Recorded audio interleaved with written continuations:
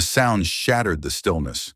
A raw, desperate roar echoed through the Montana wilderness, so feral and broken that it stopped Jake's breath mid-step. Jake Carson, a seasoned wildlife biologist and tracker, had spent the last 5 days monitoring a pair of leopards released into this remote sanctuary, a rare conservation project deep in the Bitterroot Mountains. He knew their sounds by now: the gentle chuffs, the growls during play, the soft moaning call of affection. But this was different. This was panic. This was grief. His boots crushed damp leaves as he broke into a run, heart pounding in sync with the chaotic rustle of forest life disturbed. Overhead, the sky had begun to bruise violet. Twilight. Dangerous hour. He slid down a shallow ravine, grabbing onto a cedar root to steady himself. The roar came again, closer now, broken by a choking cough. When he reached the clearing, time seemed to stop. The male leopard was circling, tail lashing violently, his golden coat marked with blood and soil. In the center of the clearing, the female lay twisted and still, her sleek body limp, crumpled beneath the tightening coils of a massive python. The snake was ancient and huge, easily over 20 feet, its mottled body thick as Jake's thigh. It had looped her twice, head raised and tongue flicking, unmoved by the male's cries. Jake didn't think. He dropped his bag and drew the flare gun from his hip, but his hand froze. One false move, and the python would crush her ribs, or worse. He had seconds. No, less. And the python was starting to constrict again. The forest was silent now. Even the wind held its breath. The flare hissed through the air in a streak of red light and thudded into the bark just behind the python. It didn't strike flesh. Jake hadn't meant it to, but the snake flinched, startled. That split-second hesitation was all he needed. He lunged, knife unsheathed. The python's head whipped around.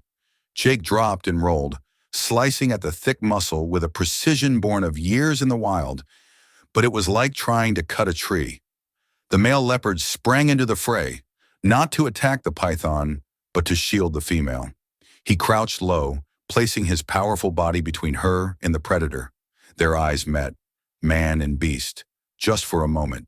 No threat, no fear, just two protectors in the same storm. Jake moved around, ducking under the writhing tail. He needed leverage. The python had coiled too tightly. He grabbed a fallen branch and jammed it between two loops, twisting with all his might. A dry crack echoed. One of the loops loosened. A paw jerked. The female leopard was still alive, but the snake retaliated, slamming into Jake's chest. He hit the ground hard, the wind knocked from him, ribs screaming. Darkness crept in around the edges of his vision, but he didn't let go of the branch. The male roared again, louder this time. Not rage, but command.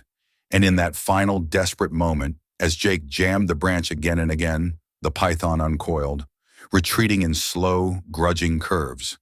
The female lay still, barely breathing.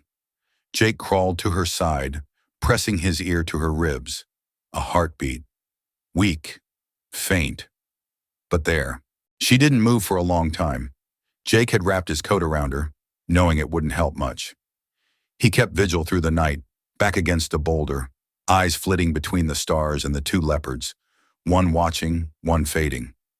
At dawn, mist curled through the trees like breath. The female stirred, just a twitch, then a gasp, sharp and wheezing. Her golden eyes fluttered open. She saw him, then slowly turned toward her mate, who pressed his forehead against hers in utter silence. Jake watched them touch, unable to speak, lungs tight with something close to awe. He stayed until midday. When she stood at last, wobbly but alive, they looked at him once more. The male's gaze lingered. It was not gratitude in the human sense, but something older, deeper, a kind of knowing. They disappeared into the forest together. Jake remained. He watched the leaves sway and felt the warmth of the sun return. He had lost his coat, cracked a rib, and nearly died. But none of it mattered. He wasn't the same. As the wind stirred the pines around him, he exhaled, long and silent. The wilderness had changed him.